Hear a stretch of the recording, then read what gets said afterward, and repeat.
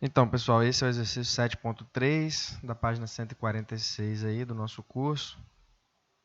Basicamente, o que o exercício diz é que, dado um número real qualquer, dizemos que ele é raiz de multiplicidade m de um polinômio p, quando se tem p de x escrito da forma x menos alfa elevado a m vezes q de x, com q de alfa diferente de zero. Então, quando m igual a 1, dizemos que é a raiz simples. Quando m igual a 2, dizemos que ele é a raiz dupla. O exercício pede para a gente provar que alfa é uma raiz simples de p, se e somente se p de alfa é igual a zero e o p' de alfa, né, a derivada do polinômio p no alfa, é diferente de zero. E que a raiz dupla vale que o p de alfa é zero, p' de alfa é zero e p duas linhas de alfa é diferente de zero. A generalização é P de alfa é zero, P' de alfa, P duas linhas, P três linhas, até P, a derivada de ordem n menos 1 no alfa é zero, mas a derivada de ordem n não é zero. E aí, então, o alfa é raiz com multiplicidade n. Então, caso m igual a 1, P de x se escreve dessa forma, x menos alfa vezes q de x. Bom, só o fato do q de x ser dessa forma, isso implica que a derivada do p de x, usando a regra do produto, o que é? A derivada de x menos alfa vezes o q. A derivada de x menos alfa é 1, né? Então é q. Mais a derivada do q, que é o q', vezes o x menos alfa. Bom, veja que isso aqui implica que o p' de alfa, porque essa parcela aqui, ó, no alfa, ela vale zero. Então, vai dar p' de alfa igual a q de alfa. Bom, isso me diz o seguinte, que o p' de alfa é diferente de zero se o q de alfa for diferente de zero. Então, se o q de alfa for diferente de zero, o p' de alfa é diferente de zero. E se o q de alfa for zero, o p' de alfa também é zero. Então, aqui você tira que o alfa é raiz simples, né? Porque o p de alfa é zero, porque isso aqui é zero no alfa.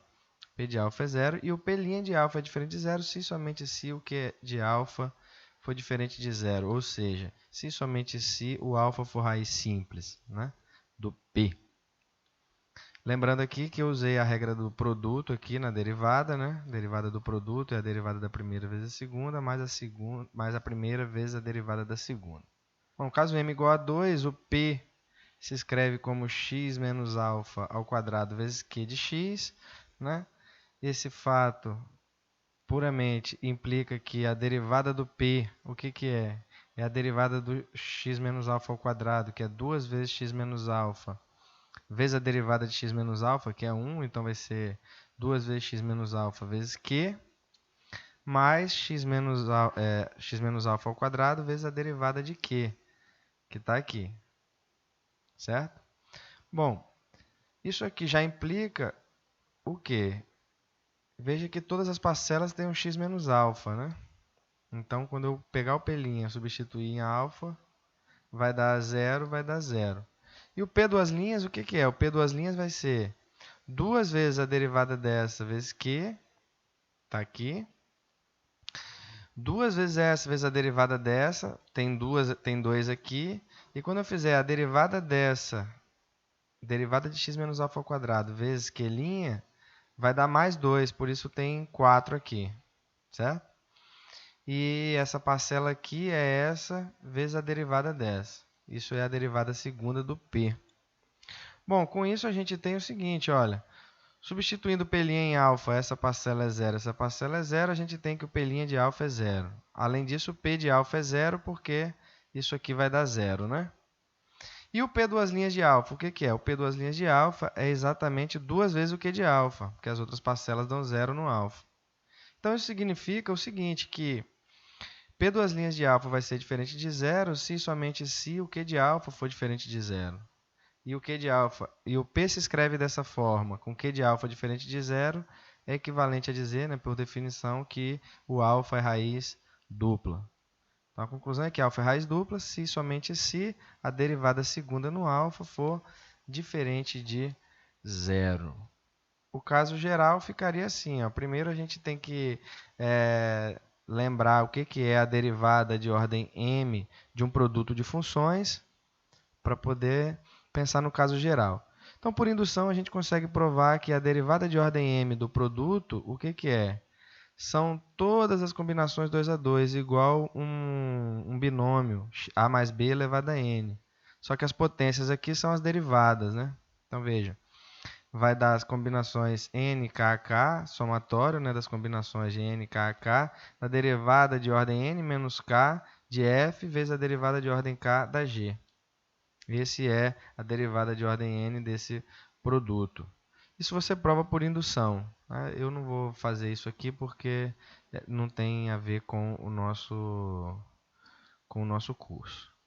Tá certo? Mas uma vez que a gente prova isso por indução, é super simples também. Vou deixar isso como exercício para vocês aí.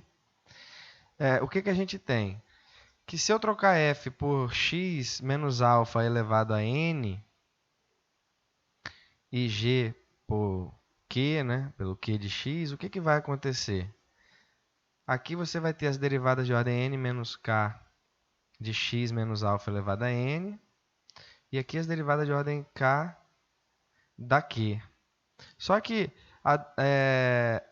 as derivadas de ordem k de x menos alfa elevado a n é sempre zero no alfa, se o k for menor do que n. Por quê? Porque essa derivada dá exatamente essa expressão aqui, ó, n fatorial sobre n menos k fatorial vezes x menos alfa elevado a n menos k. Então, se o k for menor do que n, essa parcela aqui, ó, essa potência aqui é positiva. Então, quando eu botar o alfa aqui no lugar do x, isso dá zero. Todas as derivadas menores que n vai dar zero no alfa.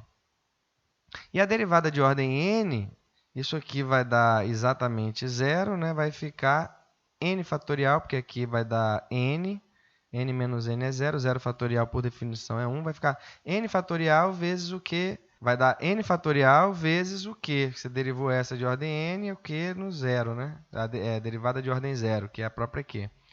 Então, quando você aplicar isso no alfa, vai dar n fatorial q de alfa. Isso é a derivada de ordem n do p no alfa.